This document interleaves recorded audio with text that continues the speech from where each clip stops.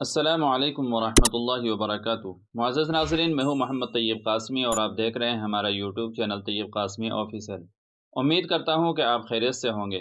دوستو، جب کسی کے یہاں کسی کا انتقال ہو جاتا ہے تو اس کے گھر کھانا نہیں بنتا ہے، ان کے پڑوسی یا رشتہ دار ان کے گھر کھانا بنا کر بھیجتے ہیں۔ بعض لوگوں کا یہ کہنا ہے کہ میت کے گھر والوں کو 3 دن تک کھانا نہیں بنانا چاہیے، اس لیے ان کے گھر میں 3 دن تک کھانا پہنچایا جائے، اور کچھ لوگ ان کے یہاں کھانا نہیں کھاتے ہیں۔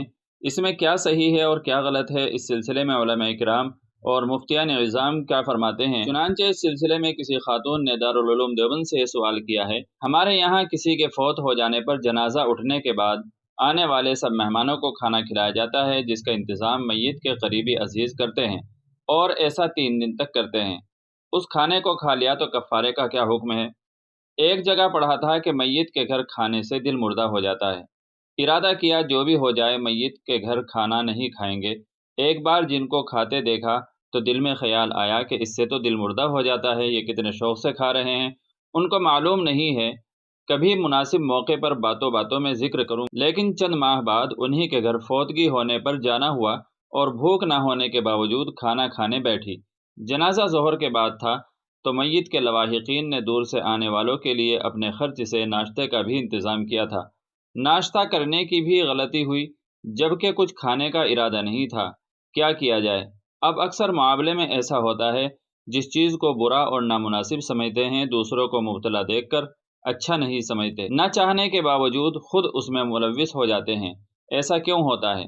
تو دارالعلوم دیوبند کی طرف سے جواب دیا گیا ہے: بسم اللہ الرحمن الرحیم۔ میت کے گھر کھانا کھانے سے دل مردہ ہو جاتا ہے، یہ بات ہماری نظر سے کہیں نہیں گزری۔ جو لوگ دور دراز سے جنازے میں شرکت کے لیے آتے ہیں اور کسی وجہ سے وہ واپس نہیں ہو سکتے، اہل میت یا ان کے قریبی اعزاء ان کے لیے کھانے کا نظم کر دیں تو اس میں کوئی مذائقہ نہیں ہے، اور ان کے لیے میت کے گھر کھانے میں حرج نہیں ہے۔ عوام میں یہ مشہور ہے کہ 3 روز تک اہل میت کے گھر کوئی چیز نہ کھائی جائے، یہ غلط اور بے اصل ہے۔ ہاں، جو بات مکروہ اور بدعت ہے وہ یہ ہے کہ غم کے اس موقع پر خوشی اور مسرت کی طرح باضابطہ کھانے کا دسترخوان سجانا منع ہے۔ اسی طرح تیجا، 10واں، 40واں وغیرہ یہ سب درست نہیں ہے۔ نیز آپ کے یہاں جنازہ اٹھنے کے بعد آنے والے سبھی مہمانوں کو جو کھانا کھلایا جاتا ہے، اگر اس میں قریب و بعید ہر طرح کے لوگ شریک ہوتے ہیں اور اس کا رواج بنا ہوا ہے تو یہ بھی لائق ترک ہے۔ بہرحال اگر کوئی رسم و رواج کا کھانا کھا لے تو اس پر کوئی مالی کفارہ نہیں، آئندہ اس سے احتیاط رکھے۔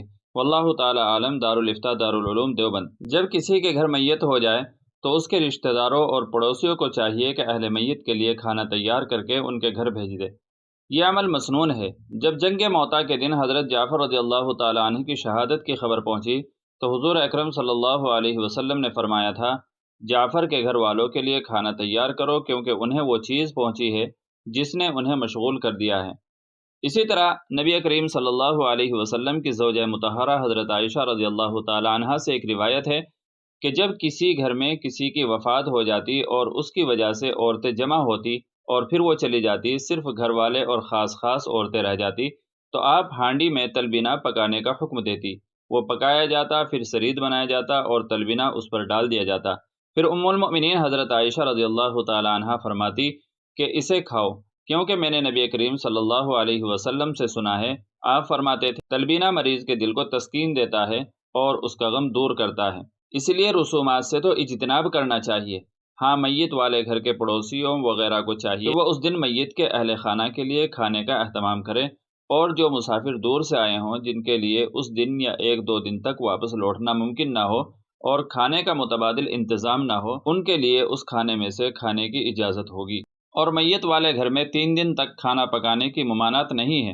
البتہ میت کے گھر والے چونکہ غم کی وجہ سے کھانے کا اہتمام نہیں کر سکیں گے، اس لیے قریبی عزیزوں یا ہمسایوں کی طرف سے میت کے گھر والوں کے یہاں 2 وقت کھانا بھیجنا مستحب ہے۔